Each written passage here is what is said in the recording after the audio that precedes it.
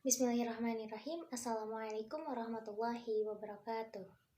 Kami dari kelompok 10, di sini kami akan mempresentasikan hasil diskusi kami, yakni mengenai pembahasan yang berkaitan dengan Quran Surat Al-Mujadilah ayat 11, Quran Surat Al-Isra ayat 36, Quran Surat Al-Baqarah ayat 30, dan Quran Surat Al-Baqarah ayat 247.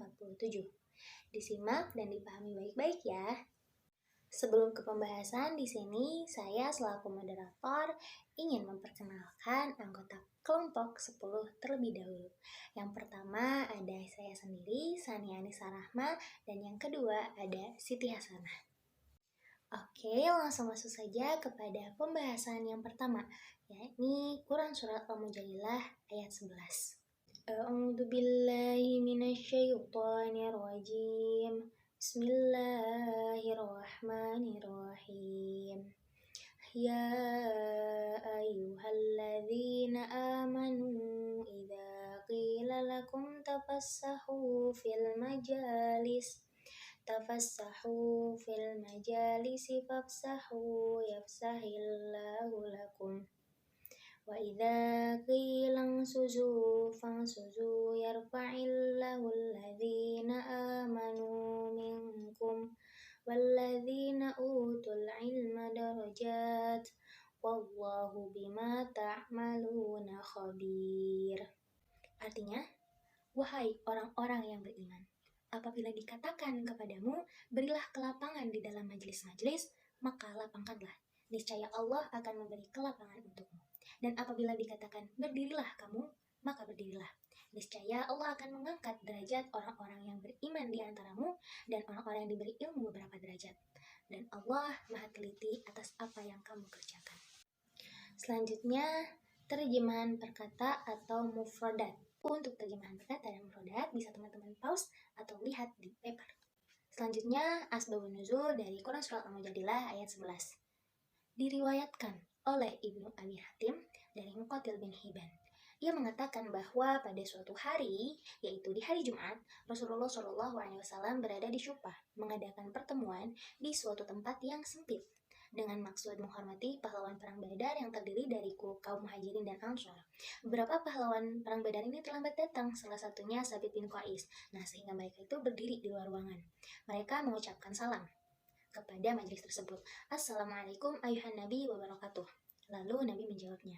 Mereka pun mengucapkan hal yang sama kepada orang-orang yang terlebih dahulu datang dan dijawab pula oleh mereka. Nah, para pahlawan Badar itu tetap saja berdiri menunggu tempat yang disediakan bagi mereka, tetapi tidak ada yang memperdulikannya sama sekali.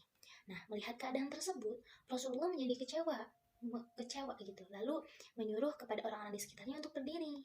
Nah, di antara mereka ada yang berdiri, tetapi nampak atau terlihat rasa keengganan di wajah mereka. Maka orang-orang munafik memberikan reaksi dengan maksud mencela Nabi sambil mengatakan, demi Allah, Muhammad itu tidak adil. Ada orang lebih dahulu datang dengan maksud memperoleh tempat duduk di dekatnya, tetapi disuruh berdiri untuk diberikan kepada orang-orang yang terlambat datang. Nah, dikarenakan peristiwa tersebut, lalu turunlah ayat ini, Quran Surat Al-Mujadilah ayat 11. Masuk kepada analisis kandungan. Nah, dalam Quran Surah Al-Mujadilah ayat 11 ini, Allah menganjurkan kepada kita agar senantiasa mau bekerja keras, baik dalam menuntut ilmu maupun bekerja mencari nafkah. Hanya orang-orang yang rajin belajarlah yang akan mendapatkan banyak ilmu. Dan hanya orang-orang yang berilmulah yang memiliki semangat kerja untuk meraih kebahagiaan hidup. Oleh karena itu, Allah menjamin akan mengangkat derajat kehidupan orang-orang yang beriman dan berilmu. Dalam kehidupan sehari-hari, kita dapat menyaksikan secara langsung orang yang rajin belajar dan bekerja hidupnya sukses dan berprestasi.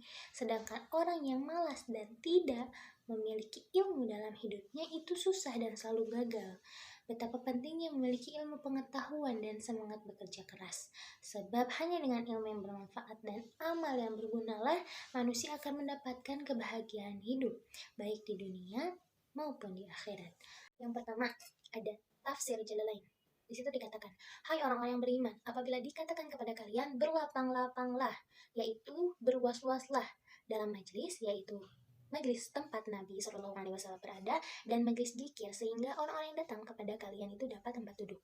Menurut suatu qiraat, lafal al-majalis dibaca al-majlis dalam bentuk mufrad yang artinya maka lapangkanlah, niscaya Allah akan memberikan kelapangan untuk kalian. Kelapangan di mana? Yaitu di surga nanti.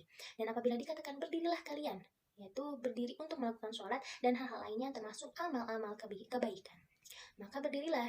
Menurut qiraat lainnya, kedua-duanya dibaca fans yuzu dengan memakai harokat dhamah pada huruf sinnya.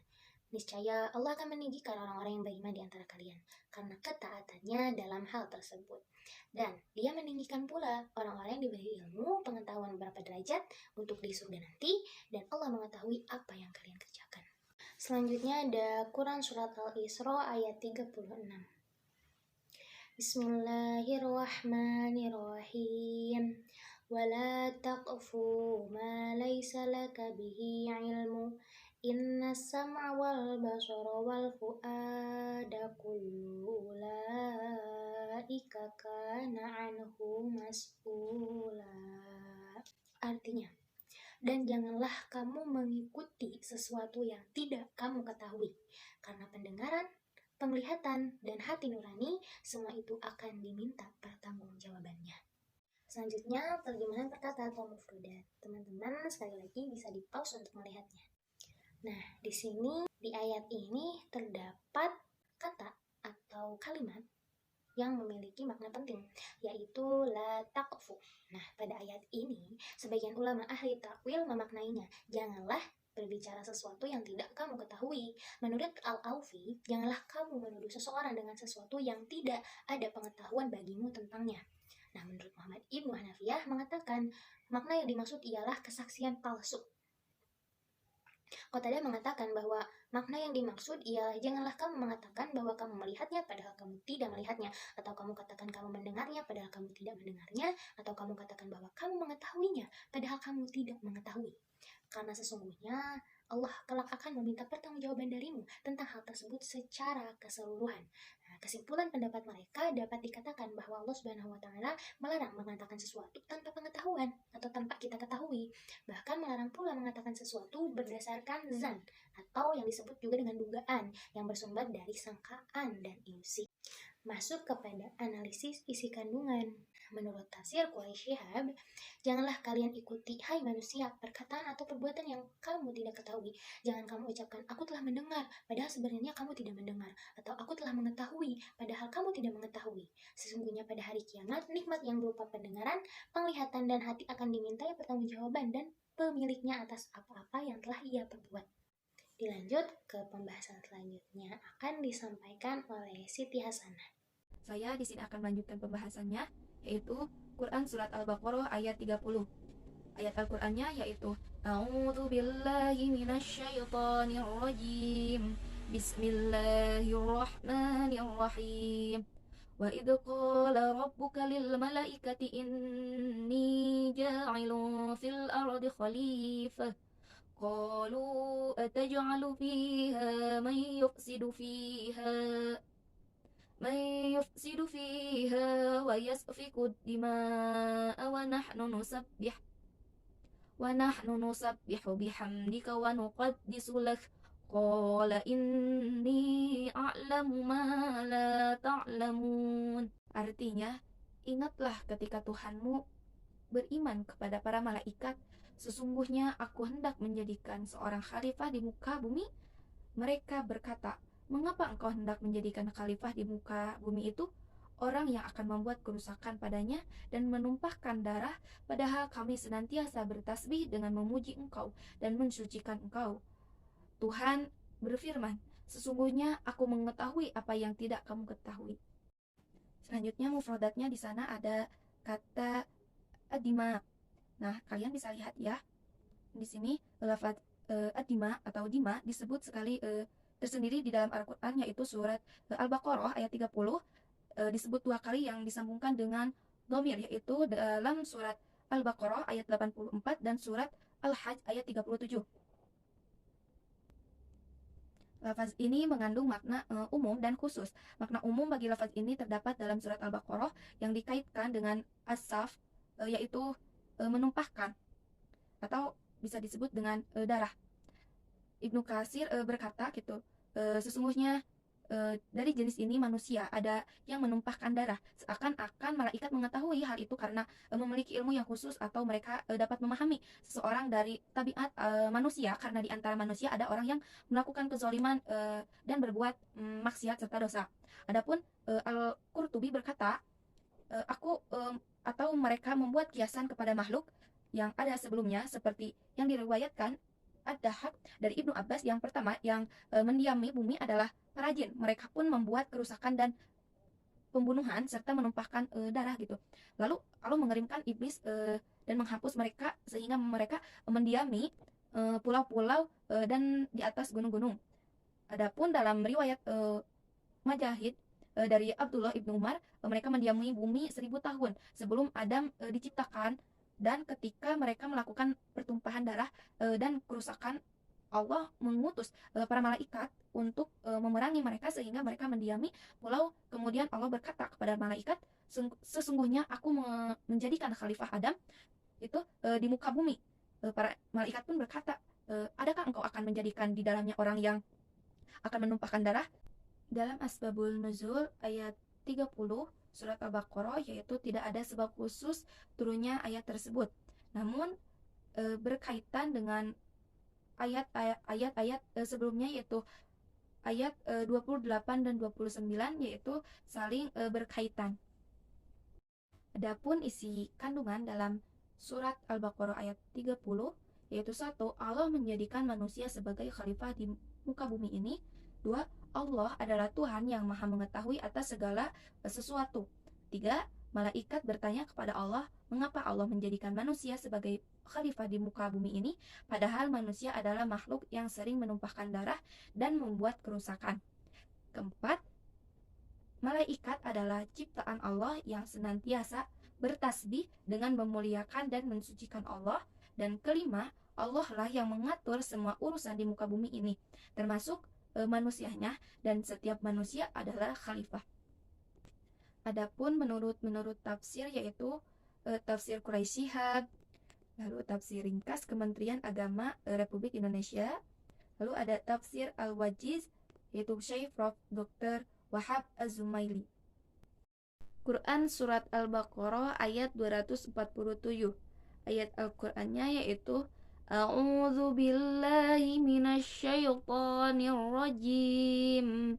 Bismillahirrahmanirrahim. Wa qala lahum nabiyuhum innallaha qad ba'atsa lakum talawta malika.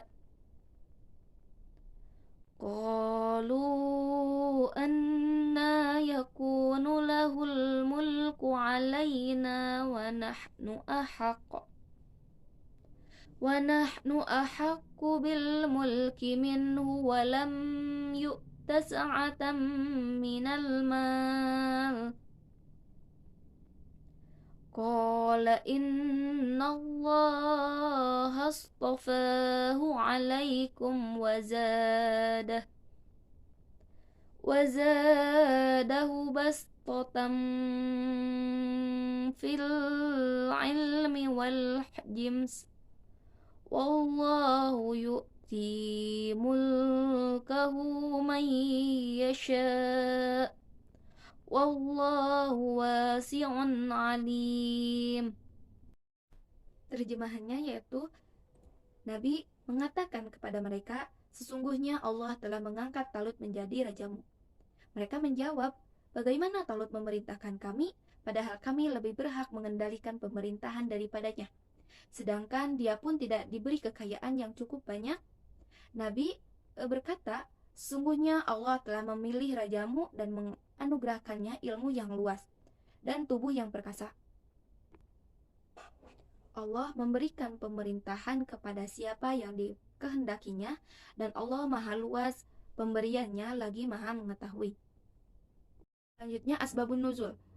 Quran ayat ini diturunkan untuk memberi petunjuk kepada manusia ke arah tujuan yang terang dan jalan yang lurus, dengan menegaskan asas kehidupan yang didasarkan pada keimanan kepada Allah Subhanahu wa taala, dan Rasulnya juga memberitahukan hal ini, hal yang telah lalu dari kejadian-kejadian sekarang serta berita-berita yang akan datang.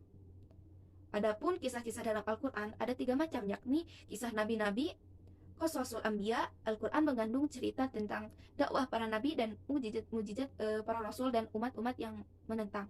Kedua, kisah yang berpautan dengan peristiwa-peristiwa yang telah terjadi dan orang-orang yang pergi dari kampung halamannya dan yang beribu-ribu jumlahnya karena takut mati, seperti kisah Talut dan Jalut. Ketiga, kisah yang berpautan dengan peristiwa yang terjadi di masa Rasulullah SAW, seperti peperangan Badar dan Uhud yang diterangkan dalam surat Al-Imran. Sebagian besar Quran pada mulanya diturunkan untuk tujuan umum, akan tetapi kehidupan para sahabat bersama Rasulullah telah menyaksikan banyak peristiwa. Bahkan kadang terjadi di antara mereka peristiwa khusus yang memerlukan penjelasan hukum Allah atau masih kabur bagi mereka. Kemudian mereka bertanya kepada Rasulullah untuk mengetahui hukum Islam mengenai hal itu. Maka Allah turun untuk peristiwa khusus tadi, atau untuk pertanyaan yang muncul itu. Hal seperti itulah yang dinamakan asbabun nuzul atau sejarah turunnya suatu ayat atau surat di dalam Al-Quran. Analisis isi kandungan. Menurut tafsir Kemenag, ada beberapa isi kandungannya, yaitu 1. Dalam surat ini mempunyai kekuatan fisik sehingga mampu untuk melaksanakan tugas-tugasnya sebagai kepala negara atau pemerintah. Kedua, menguasai ilmu pengetahuan yang luas, mengetahui letak kekuatan umat dan kelemahannya sehingga dapat memimpinnya dengan penuh bijaksana. Ketiga, memiliki kesehatan jasmani dan kecerdasan pikiran. Keempat, bertakwa kepada Allah agar mendapat taufik dan hidayahnya untuk mengatasi segala sesuatu kesulitan yang tidak mungkin diatasinya sendiri, kecuali dengan taufik dan hidayahnya. Adapun harta kekayaan tidak dimaksudkan menjadi syarat untuk menjadi raja, karena bila syarat-syarat yang 4 tersebut telah dipenuhi atau terpenuhi, maka mudah baginya untuk mendapatkan harta yang diperlukan, sebagai Allah Maha luas pemberiannya lagi Maha mengetahui.